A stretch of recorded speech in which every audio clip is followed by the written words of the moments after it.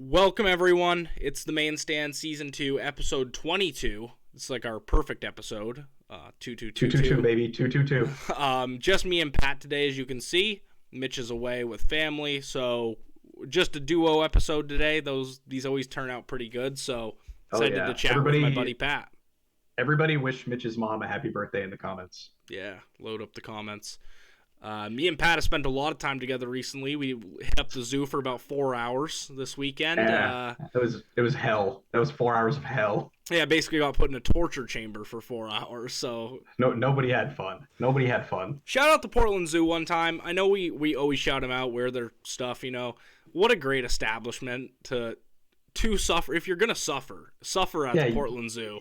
You might as well suffer. You know, with good people around you, good beer, several televisions, and it's warm. Yeah, you get a splash of orange juice. It's also, I think, an underrated dining establishment too. You have instant ramen, maybe oatmeal coming soon too, so keep an eye out.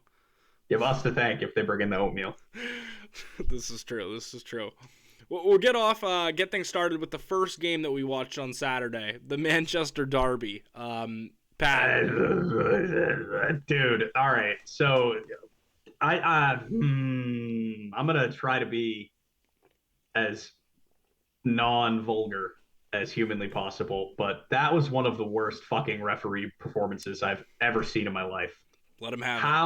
How you can call Marcus Rashford onside for that goal is beyond me. It's beyond me. He is so clearly involved in that play. If you take Marcus Rashford out of the picture, Akanji gets to that ball, and Ederson can confidently come out and contest that. But because Marcus Rashford is in the picture, that changes the entire dynamic of the play. I don't care that he didn't touch the ball. He was squaring up to shoot it. It rolled directly in front of his feet. That's offsides. That is offsides. That is an awful refereeing decision, and it was because they were at Old Trafford and the referee succumbed to the pressure of the crowd and didn't give the goal as offsides. That's fucking unbelievable that wasn't given.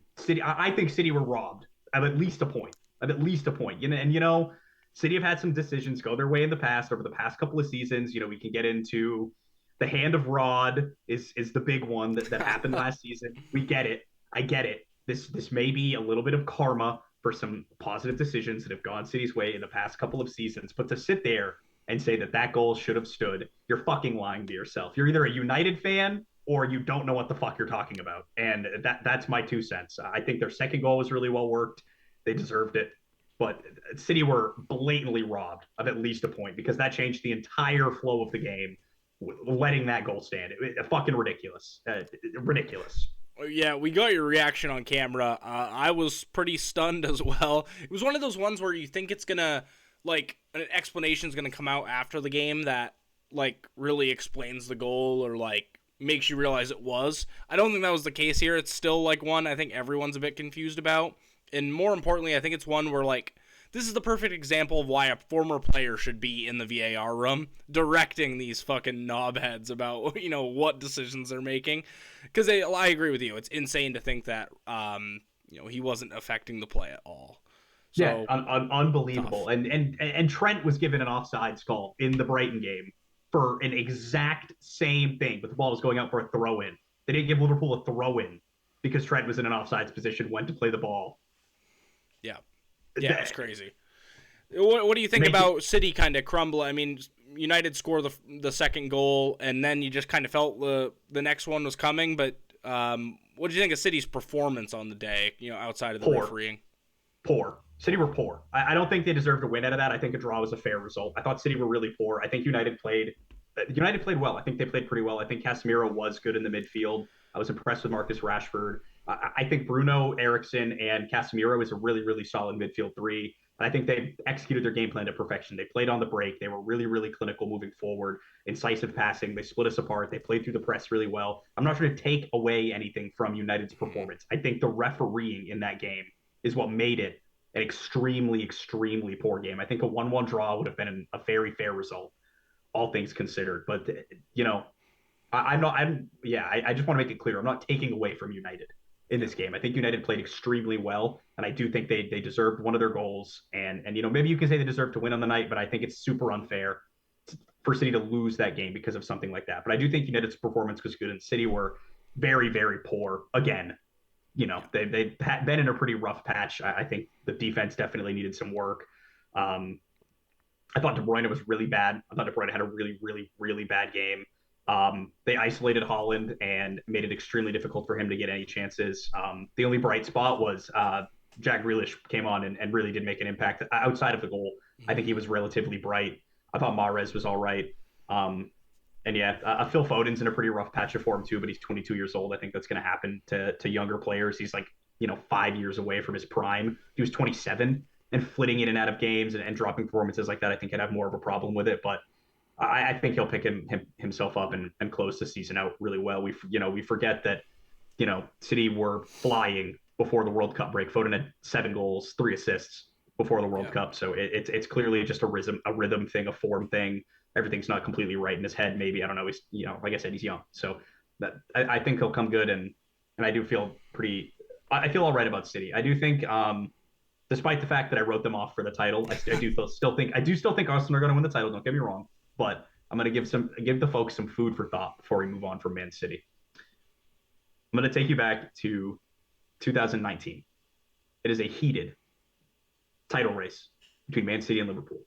Liverpool are leading the Premier League by, was it 5 points? Yeah. It was 5 points with a game in hand. City had a game in hand. 18 games left to play in the season. Critical center back, Vincent Kompany, comes back from injury in the run-in. City win 18 games in a row, close out the league, and they win the title. Let's fast forward now to 2023. Critical center back in Ruben Dias, finally coming back in a rough patch of form, just like we were in 2018 or 2018, 2019. Mm-hmm. Exactly 18 games left to play with after Tottenham.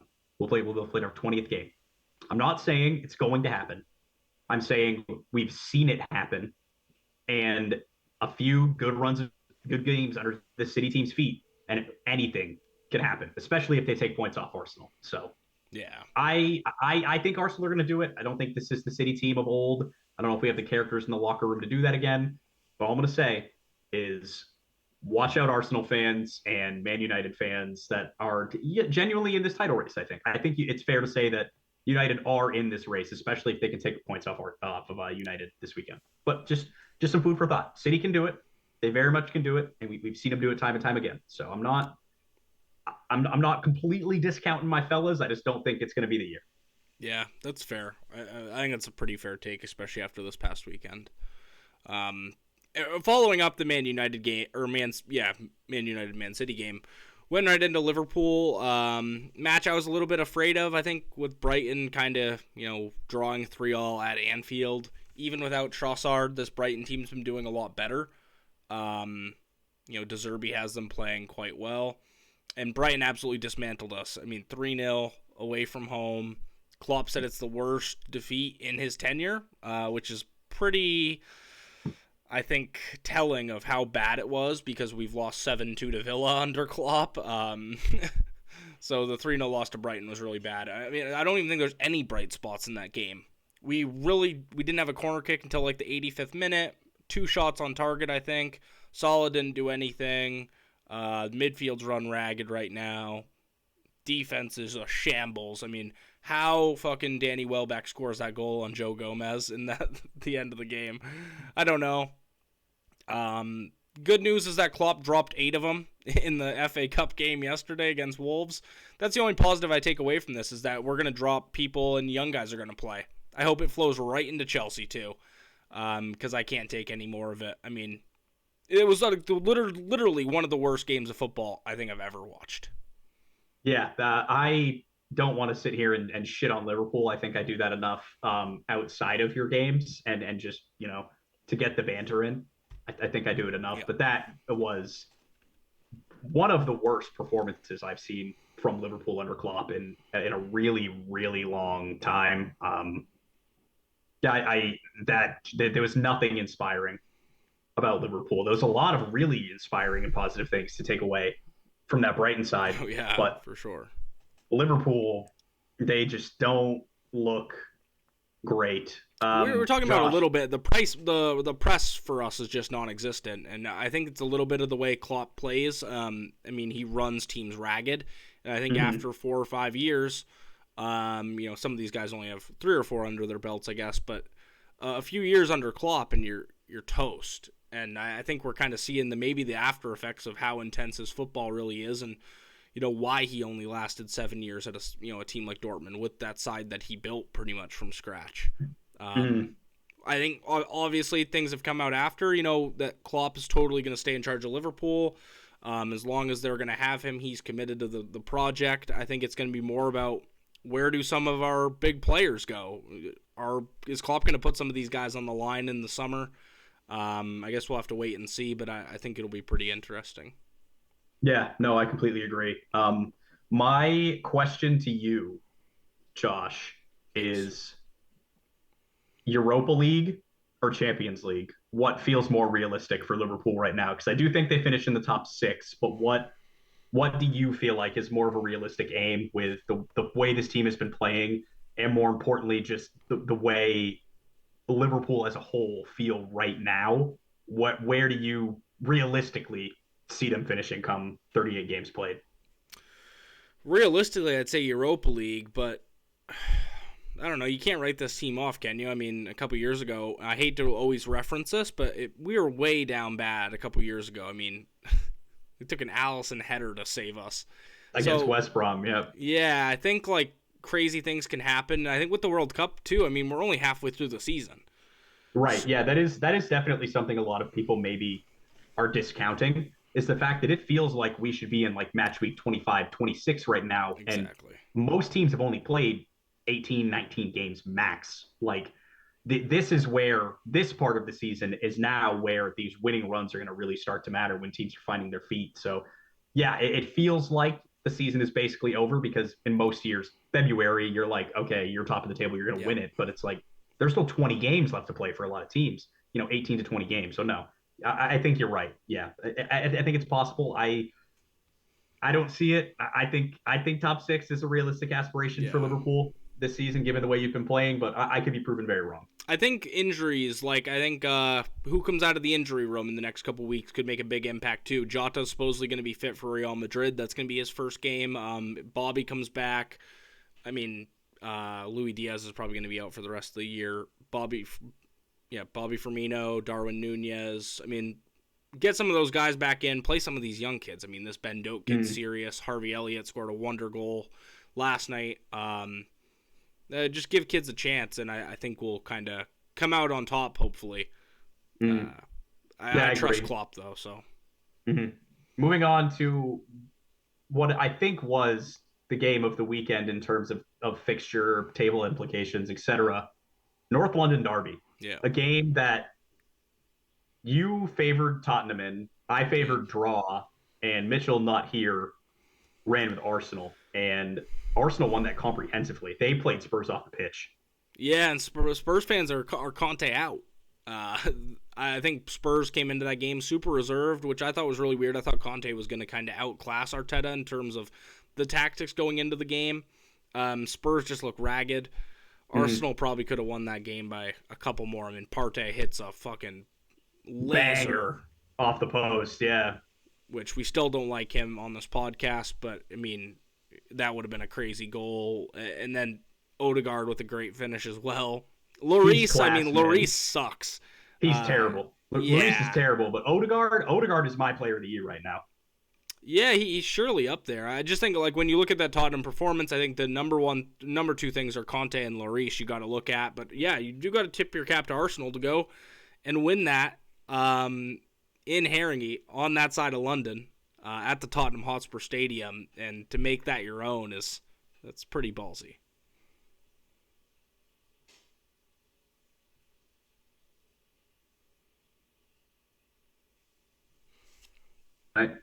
Hello? We're back. Sorry for the technical difficulties, folks. This happens about once an episode lately. I get a thing that says your internet connection is unstable. We got to have the main stand IT look at it. Yeah, I'll put in a support ticket to our IT guy. We'll get this sorted out in no time flat. I mean, I guess the next couple things in the docket were maybe the couple smaller games over the weekend, smaller in air quotes, they're actually massive games when you think Yeah. about relegation implication, was Everton losing to Southampton and then Wolves beating West Ham, both at the bottom of the table. Everton are going down. Yeah, I think Everton's going to get relegated. And I had this one highlighted on here, and I kind of wanted to talk to you about it. Because, I mean, did you see any of the videos on Twitter, how funny it was after watching the Everton fans just melt? Dude, they are in shambles Yeah, right it's now. That bad. club is a mess, man. Shout out Taylor Mannix. Really sorry you're going through this, bud. For real. I mean, the board of directors couldn't go to the game because of safety, precautions. After the game, Yuri Mina gets stopped in his car. I mean, fans are questioning him if they go down to the championship. Well, will you stay with us? It's like, man, that's a bad look for you guys. And then the same thing happened. Anthony Gordon, I think, gets stopped in his car too. It's a shambles at Everton. You have to think some of those guys are going to be able to walk for like a quarter to a third of their actual market value if Everton get relegated. And the same thing with West Ham, who are very real relegation candidates this year. Yeah. West Ham were playing European football last year, and now they're in what 17th, 18th place. They're Yeah, I yeah, think they're 18, they're actually in the bottom three. relegation. Yeah, Because they're bottom three. Forest beat Leicester this weekend too, so Forest is actually quite a bit out of the relegation zone now, and they were really in it for a while. It's Yeah, looking like West Ham big is going to go turnaround. down. Yeah, you have to think, man. How many of those or West Ham players probably have like European football in their contracts somewhere? Bonuses or like clauses they can walk or leave, or you know what I mean? They can leave for bigger things if Well, yeah, they they don't couldn't hit afford the Europe or I think they might. I don't know what the stadium situation is with them, but I think they lease the London Stadium. they're gonna have to. Well, no, I don't think they could afford it.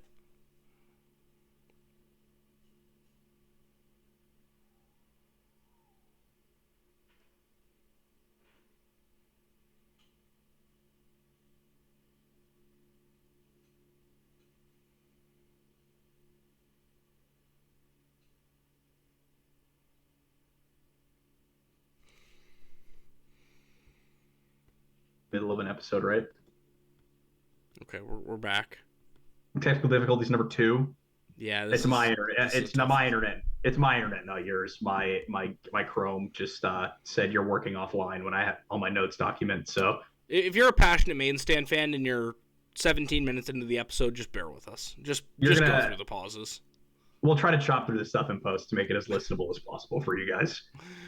All Um, right. That's relegation chat, I yeah, guess. I mean, relegation chat. do you think Wolves are safe? That's I guess the last thing. Do you think Wolves are safe? Yeah, Lopetegui has them playing pretty well, I think, actually. Yeah. I don't even So have much insight on Wolves, but I think they have enough talent to do it. Their problem is goals.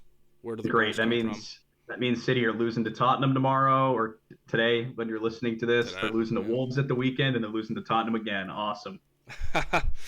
uh, yeah. The only other game, the one that happened today, so the day before you're listening to this, Palace taking points off United. Michael Elise with a hit. Oh, A what hit. a goal, man. What a goal. And because I'm going to put my blue hat on for a second, United fans complaining on Twitter about a no foul call that led to Palace going forward, winning the free kick and scoring the goal. Yeah. Yeah. That's justice right there. Oh, drink it in. We only mentioned that. We have one of the questions in our Q&A later is about United, so I do have to mention dropping points at Selhurst. But I'll let Pat. We'll circle back to you on Man City versus Tottenham for a quick preview of today's match. So let me double check where this game is, and I will tell you on a 1 to 10 scale where my confidence about said game is. Or, okay, we're at home. Six and So a half. I think I think this is the bounce back game. I know I've been real down on City, and when we play Tottenham, I love to say that they're just going to beat the shit out of us because Tottenham love to beat the shit out of us.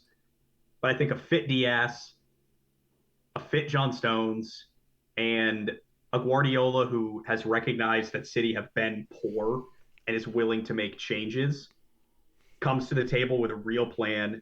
This is a team full of winners who are hungry, I think this is the bounce back game. I think City beat Tottenham and get 3 points.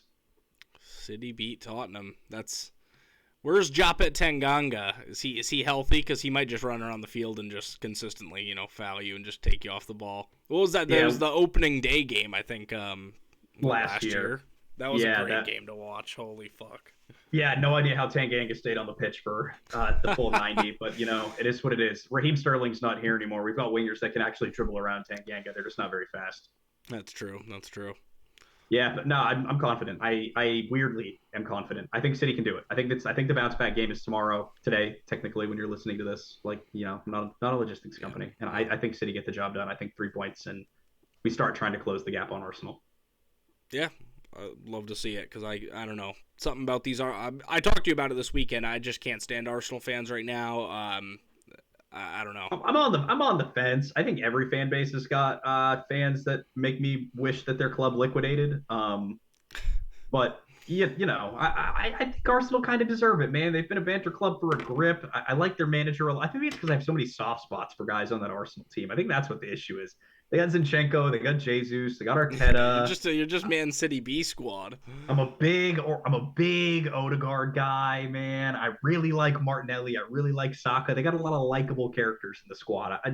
If they win the title, it's not going to be the worst thing that's ever happened to me. Me and shout out Justin. Shout out Justin Lapointe, main stand guest, former. No, he's not a former listener. He still listens. Yeah, current. He and I are football friends. You know what? If they win, I'm fine with it. Just all the Arsenal fans on Twitter, stop making those memes of Saka's better than prime David Beckham or Thierry Henry or whatever the fuck you're doing. I mean, I saw Wayne Rooney one the other day. That's ridiculous. No one in their right mind is taking Nketiah over Wayne Rooney. It's illogical. They're there for bites, and I am not gonna feed into that. You know what you're doing. Yeah. If you're listening to this, you know what you're doing.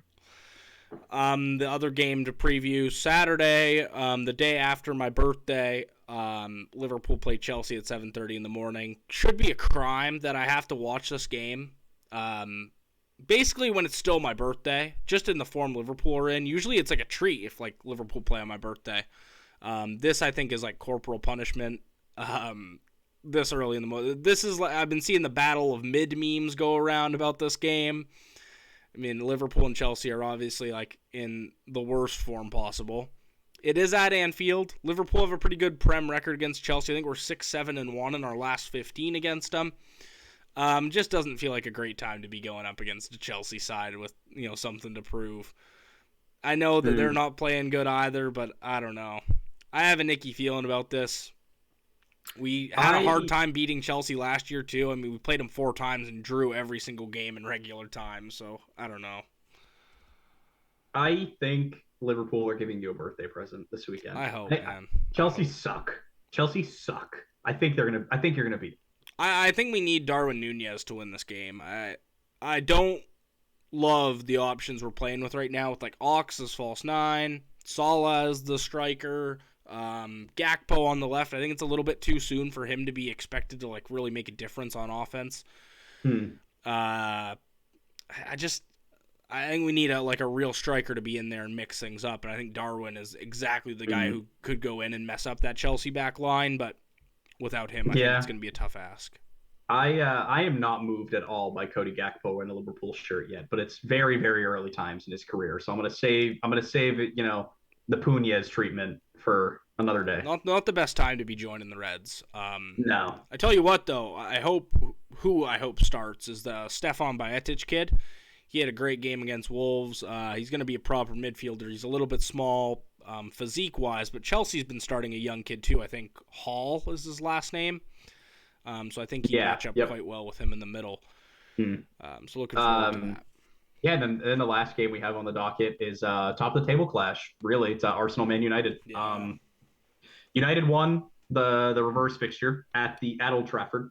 But I think Arsenal are going to beat him at the Emirates, man. No Casemiro. He got a yellow card today against Crystal Palace. That's his 5th yellow card, so he won't be able to play that game. Nah, man, this Arsenal team has something special. I think United caught them when they were still kind of finding their feet in the Arteta system, working out the kinks, early season stuff. You can kind of play that fast, hit on the break kind of play against a team that's going to be playing like such an intricate system as Arsenal are. Um, and Arsenal aren't City. They're pretty clinical this year. They move the ball a lot better than City do, and they don't rely on an out and out guy like Holland to score their goals. They have threats all over the pitch. Yeah, I really think that Arsenal's midfield is just going to be a little bit too much for United to cope with, and I just think overall Arsenal are a way better team at the moment. Yeah. I think it's going to be a tight one though. I think it's going to be like a 1-0 or a 2-1 to Arsenal, but I think it's going to be a cagey affair. I think it's going to be really good, and I think it's going to be one of those games where nothing happens in the first 25 minutes. There's going to be a lot of feeling each other out system wise, and then it feels like again it's going to kind of explode to life in the second half, unless there's like an early goal or a mistake or something like that capitalized on. But two very different teams than who played at the beginning of the year.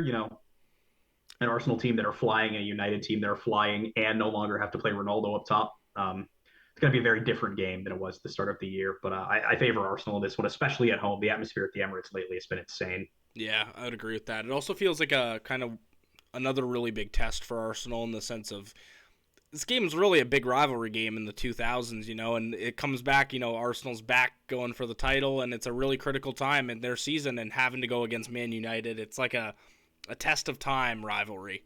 So I really like that. I do think Arsenal will win this game, though. I'll side with Arsenal this week. I will be rooting for a draw. Yeah, that's probably the best. I think Arsenal are gonna win it. Yeah, just because I don't think my guys can win the league doesn't mean I'm not rooting for them. Love that. Me and Pat have a few quick segments tonight, like a couple of fun things. So. Little quick hitters. We're gonna start off with some story time, actually. Basically, I think we're gonna start incorporating some more personal stuff, just so you guys can know us a little bit more, know our football adventures, know what we do in our free time, stuff like that. So today we're going to do like a crazy football story, something either you went to a game, whatever, and I think we're going to have guests do this too. Start bringing some stuff to the table. So I'll let Pat go first here in our first ever main stand story time.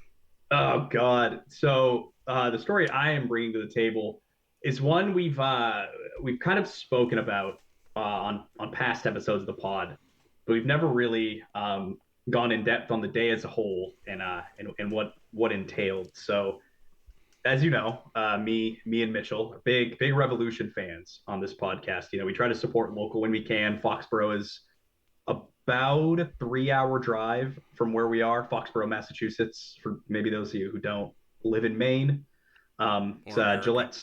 Yeah, or America. It's Gillette Stadium where the New England Patriots play, the professional football team, American football in New England, and the local team, the New England Revolution. They play down there, and I've been to a few Revolution games in the past. I've been in high school to start, and then I would go to games here and there during college. I went to the Eastern Conference Final game where they won the ECF in the last time they went to the MLS Cup final, and then my heart was broken by the LA Galaxy, who I will always hold like a really deep-seated hatred for in the MLS, in the very deep depths of my heart. I hate that fucking club. I'm tired of them beating us in the MLS Cup final. The Revolution are 0-5 in the final, and I hate it. But that's not the point. It's not the story. This is the story of me tailgating the home opener for the New England Revolution far too seriously. So Mitch, it's an early ass kickoff, having to get up 3 hours early. So Mitch picks me up in my Revolution gear at like 7 a.m. I am drinking by 8 o'clock on the way to the game in the passenger seat, responsibly. And we get to Foxborough. Mitch starts grilling. We meet up with a big group. There are like 10 or 11 of us that all tailgate this game. I have far too much to drink. I spent $48 on Michelob Ultras in Gillette Stadium. I spilt a beer on a girl who was at her like 15th birthday party in the fort in front of me. And I don't remember leaving the stadium. I woke up the next morning in a hotel room because I told Mitchell that I was getting a ride home with the people we went with. There were 7 people in one hotel room. And apparently, I went to the casino after the game at some point, and I had very little recollection of post game to coming to quickly in the hibachi restaurant and then waking up the next morning. I was gonna say, I thought Chinese food was involved in this in some way. We got hibachi, and I only know that because I woke up, came to kind of in the hibachi restaurant. But that was a journey and a half. I will never do that again. The hangover was like a top three hangover in terms of like just pain it inflicted upon me. I was hungover for like a day and a half. Yeah, Sometimes it and happens at the football, man. you just get on it and you never get off it. It was an absolute disaster. Great time though. Amazing game. The Revolution lost. I'm pretty sure. Pretty sure they lost. Yeah, Bo missed a penalty. Well, was that opening day? Because I remember we were like simultaneously at a game. It was the home opener. It was Yeah. the Revolution home opener and the Minnesota home opener was the same weekend. I remember I sent a photo of that same weekend tailgating with Heinekens and oatmeal cream pies while you guys were like grilling like actual food. Yeah, Mitch made some of the best steak tips I've ever eaten in my life. On a side note, and yeah, shout out Mitch. I wish he was here to fill in the rest of Yeah. the blank holes in the story. But that's the first one I'm bringing was the time I definitely didn't black out at the Revolution home opener. I like that, and I think that's a good one to start off with. Mine, I'll take it over to England. Well, preface this by saying I don't want to sound like the assholes, like I studied abroad, whatever. So I have to get ahead of that. But I studied abroad. So I was in England studying abroad and went to Palace Leicester. So I was really excited for this one. This was my last game I went to. So I'd already been to Anfield and stuff. And Selhurst was always kind of a place I kind of wanted to go when I was over there. I obviously, as most people maybe who listen to this podcast know, it's kind of hard to get tickets when you're over there because they don't have third-party, stuff. So you have to buy hospitality tickets most of the time. So you're kind of out of place as a student. You kind of stick out like a sore thumb, especially if you're American. So I go to Palace, which is in kind of a tougher part of London, I would say. Not to be disrespectful to Croydon or anything, but it is kind of a tougher part. So I'm there by myself. I get escorted up to hospitality, and it's the coolest thing. Like there's girls like welcoming you into the lounge. Like they sit me at a table. It says like Mr. Josh Ricker, which is just the most hilarious thing. A one-person table that says Mr. Josh Ricker. And you get like this nice big like buffet, whatever. I think that's where I had lamb for the first time. Also all booze included.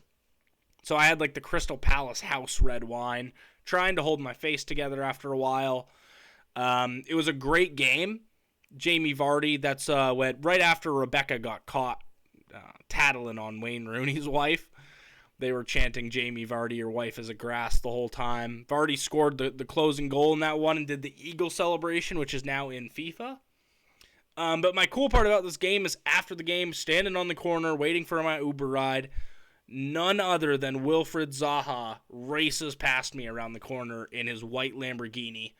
I still remember the white Lamborghini has a license plate that says like Wilf or Wilfred on it. It was one of the coolest things I've ever seen. He was like 5 feet away from me, and it was so loud. And I was like, fuck, that's a fucking footballer, man. Wilf Zaha, the man. One of like the best players I can be like, I got to watch him like in his prime. And just to have him go by me in like a white Lambo was the coolest thing ever. That's crazy. I can't top that. I met Jermaine Jones one time. Hey, Jermaine Jones is a established United States men's soccer figure. Yeah, but he's a dickhead who left the Revs. So fuck Jermaine Jones. Anyway, that's story time for the week. I think those are two really good ones to start us off. So we'll come back with some more. Next one, I think we've been talking about doing this for a couple weeks, and where it was just me and Pat today. It's a little bit of filler here. My muted words on Twitter. But it's fine because it's funny. I am so excited that we get to talk about this.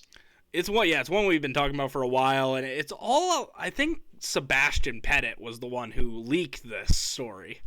Yeah, shout out Seabass. All right. So I don't really know what kind of context there is to this other than I was talking to Bass one day about this, and we were just talking about the podcast, and he was like, I mentioned something about uh I said the word top red, joking about Josh, and he was like, "Nah, pretty sure Josh has that muted on Twitter." And then I was like, "What?" And he was like, "Yeah, you've never heard about Ricker's list of muted words and phrases on Twitter." So, Josh, take it away. Tell the people if they tweet it, you won't see it. I have an extensive list, and some of them I have to read around this list because like I have quite a few, and then again, mental health guys. If you don't want to see it, just block it. I have like Putin on here, stuff like anxiety-driven keywords that I just try to stay away Just from. don't. Let's only football, only Yeah, football only related football Twitter ones I'm gonna terms. read. Give us five of the best ones. Anfield is a library. That's number one. I also have COVID title. Darwin is a flop. I have FSG out, Klopp's loyalty, Pep intensity, obviously referring to his book. Reece James is better. Shit Andy Carroll. Top red. Trent can't defend. And that's it. That's my extensive list of keywords that I have on Twitter. I laughed so hard I moved too far away from my camera to pick me up. Hopefully it gets me back in. If not, I'm going to be blurry for the rest of the episode. What'd you think of the keyword list, Pat? That's comedy. The minute you let it off, I started laughing so hard there were some tears in my eyes when you said the first one, Anfield is a library. Some of them, I know the tweet's just going to trigger me, so I just try to stay away from it. I mean, yeah, it's probably smart. Don't mind me just stopping my video and restarting it. It's okay. There we go. All right, Pat's there back. We go. We're back. And then that's comedy. Yeah, I'm excited for that social reel to come out. Our last segment here, and we'll wrap things up for you guys. Our first Q&A, got 4 questions for you, and we'll talk about each one just really quick, 20, 30 seconds. First one from Friday Night Counterattack Boys. Shout out them. Go follow them. Go follow them. Go listen to their podcasts. Put out really, really good content. They're, right in England. Couple of really big Man United fans. Got to do a collaboration with you guys sometime. Hopefully you guys get this far in the episode and hear this. But yeah, for sure. First question. Name 5 midfielders Liverpool should buy. It's a good one. I don't know if I can name 5 off the top of my head. I have Bellingham, Mateus Nunes from Liverpool, Moise Caicedo. Nunes doesn't play for Liverpool, but you're manifesting it. Yeah, he plays for Wolves. Probably avoid Declan Rice. I've always liked James Maddison. All right, hear me out on the Rice thing real quick, and then you can finish up your thoughts. But West Ham get relegated. He's going to be like $40 million. You wouldn't take Declan Rice for like 40 million, 40, 45, 30 in that range because they're going to have to sell him for dirt if they get relegated. You wouldn't take him for that? I think he'll go to Chelsea or something. I don't see him going to Liverpool. Well, I'm saying in a world where Liverpool can sign him, you wouldn't take him on a cut price thing like that if West Ham have to sell? Sure. Yeah, if they get relegated, yeah. I guess that's a contingency. It's looking more and more likely. I'd say James Maddison. My one dark horse, John McGinn. I'd like to see John McGinn in a Liverpool shirt. He'd put in a couple good 2-footed tackles, I think. Next one from Alex Quirk, Scarborough, Maine. Any chance United can sneak into the top of the table? Alex, before tonight, I probably would have said yes. Coming off that Manchester Derby win, but you just went back to being shit, so I don't know. I don't know. I think they're very much in the title race with how close things are at the top of the table. I think they're definitely a team on the up and up. They've played a couple more games, I think, than City and Liverpool, or City and I'm so used to saying Liverpool. City and Arsenal have. I think they've already played. They played 19. Yeah. So yeah, they have a game in hand. I think it's possible, but not probable. I'd give it like a 30% chance to win the league. In my opinion, using the advanced statistical brain that I have, I would say 30% seems Pat's right. brains algorithm. I'm just, I I'm just, I'm just Rain Manning the numbers in my head real quick. I don't know. I don't really think there's much of a chance, honestly. I think Man City are probably gonna win the league if Arsenal doesn't. But I don't know. I'd give it like a 15%. Yeah, I Something. mean, they have the same record as City with one more loss because we've played one more game. So if City lose to Tottenham this weekend, they're identical with City, who have been considered in the title race for quite some time. So True. I think there's a shot. Maybe second. I think there's a really good chance they could finish second if City's form doesn't pick up. That's something I definitely could see happening. But I think it's going to take a lot to dethrone Arsenal right now with their 8 point gap. If they can win this weekend, be a little different story. But as Yeah. of right now, 30%, maybe 35. Next question. Friend of the program, Matt Tompkins, Fort Fairfield, Maine. Will Pat and Rick ever live down a Man Derby win and Liverpool thumping in the same day? Probably He not. said his answer was no, but He did give an answer, a suggested answer to this question. will Matt ever live down being in little old city's shadow for the past decade?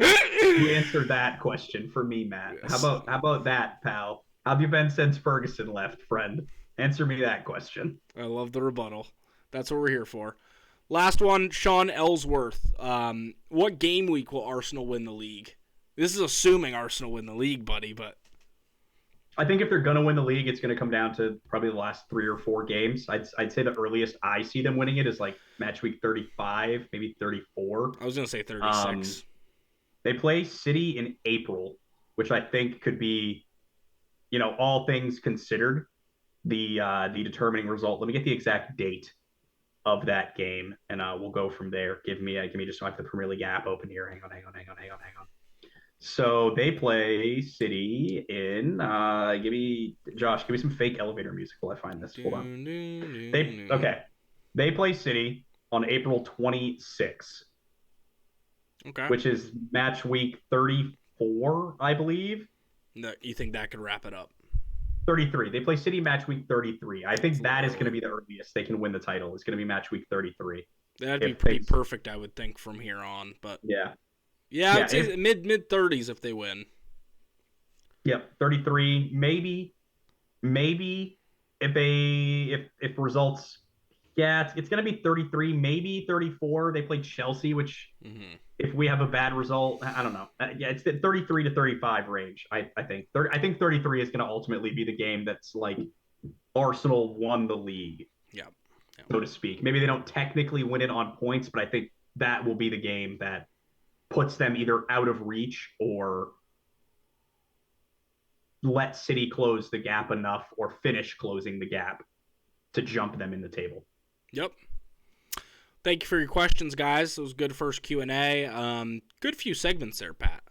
Yeah, appreciate it. It's a fun little episode. Had to make up for the fact that our dear friend Mitchell is off doing more important things like celebrating his mother's birthday. We had to make it a little fun for you guys. Keep it fresh once in a while. Yeah.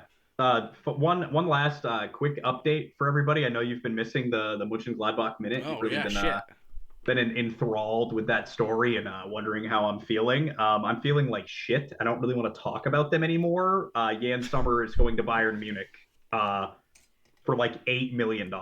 So It's tough. He's a good goalkeeper, but it's always tough when Bayern villages you, man. that's what happens when their best goalkeeper breaks his leg on a skiing trip and is out for the season. Yeah, that's a tough look. Bundesliga is back this week, though, so I mean, Oh yeah, my Bulls are the back minute's in gonna action. come. The minute's gonna come. Yeah, we'll be back with the Mönchengladbach Minute next episode. I'll be giving an update there. My feelings will be like double hurt, because realistically, what's going to happen is I'm going to be like confident about City this weekend, and then they're going to lose, and City are going to lose twice in like the span of 5 days, and I'm just going to be in shambles on the next episode. I'm going to think of any reason I can to not be there. Yeah, that's true. I'm excited for next year. I'm already thinking who I'm gonna pick because it was Mitch's turn, it was your turn, now it's my turn next year. I want to pick like a team in the Turkish league, something like that. I Yeah, want to go you can't crazy. you can't go to Germany and you can't go to Spain or Italy. Italy. Italy. You can go to Spain if you want, and I then don't I want to can go to finally Spain. Well, if you go to La Liga, I can finally stop holding the "you've never watched the league, so how can you have an opinion on it" Oh, over your that's head. true. That's true. Maybe That's another Maybe I'll go to Liga MX. that's another story time segment. It's the first time Josh and I met. Yeah. We'll maybe come back with that next week. But let us know if you want to hear the story of how Ricker and I became friends. I think most of the guests on the podcast, I have a story about how I met them, and it's usually through soccer. So, anyway, that's episode 22, guys. Follow the Instagram, like the episode, share the episode. You know where to find us. Appreciate you tuning in. Thanks so much. Make sure you rate the podcast 5 stars, Sir. like, comment, subscribe. Give us some stuff to go off of in the YouTube comments, or send some stories into the Instagram. We'll be probably polling for questions again later next week for episode 23. I like that Q&A. We're doing it again. Perfect. Deuces. Peace.